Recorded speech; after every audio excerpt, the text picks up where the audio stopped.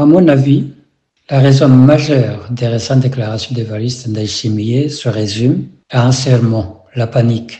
Le président a envoyé plusieurs bataillons pour la protection de la ville de Goma et son aéroport, et comme vous le savez, ces derniers ont été conquis par le M23 malgré une coalition impressionnante des FARDC, de l'armée burundaise, des FDR, des Wazalendo et des mercenaires européens. L'armée burundaise s'est retirée vers le sud Kivu avec la même mission de protéger l'aéroport de Kavumu et la ville de Bukavu.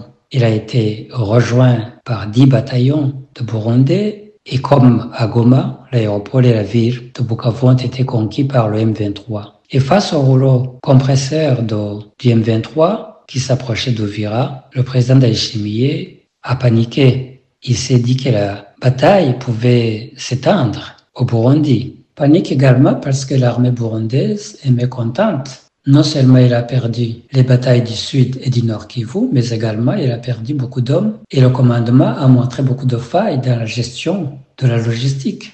L'armée burundaise sait également qu'elle n'a aucune justification politique et morale à aller mourir dans un conflit interne aux Congolais.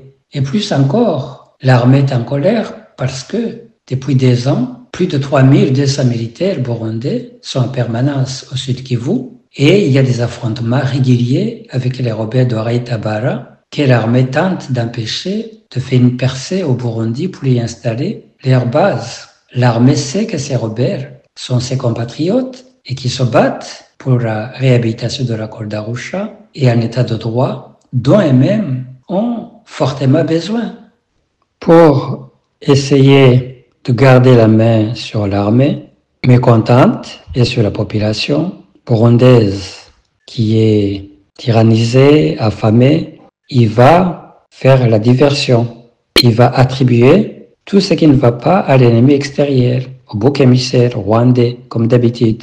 Et à l'intérieur, il va activer la corde ethnique. Et il va aussi cibler l'ennemi intérieur, l'infiltré, qui devient l'étranger, le Congolais rwandophone, ou rwandais, ou alors l'opposant, qui serait de connivence avec l'ennemi. Tout ça, ce sont des manipulations de masse et classiques. Les dirigeants du CNDD-FDD, tant qu'ils sont au pouvoir, ils sont responsables de la sécurité physique de tous les citoyens. Ils doivent s'interdire de diviser la population. Ils doivent s'interdire de convoquer la mémoire traumatique des Burundais. Ils sont responsables de la sécurité de toutes et de tous, y compris les étrangers. Il ne faut pas qu'ils laissent dans l'histoire le mauvais souvenir d'avoir été responsables des divisions meurtrières de leur peuple. Il faut qu'eux-mêmes ils se disent qu'ils ont l'avenir aujourd'hui et demain, quel que soit ce qui va se passer au Burundi. Bon, les Burundais doivent rester unis, car aucun doute qu'un peuple uni ne peut jamais être vaincu. Ils doivent rester concentrés sur la lutte pour un pays où la sécurité physique, économique et la liberté sont garanties pour tous. Ils doivent incarner l'espérance et refuser les divisions et la trahison de leur humanité commune. Dans un Burundi bien gouverné, il y aura de la place pour toutes et tous.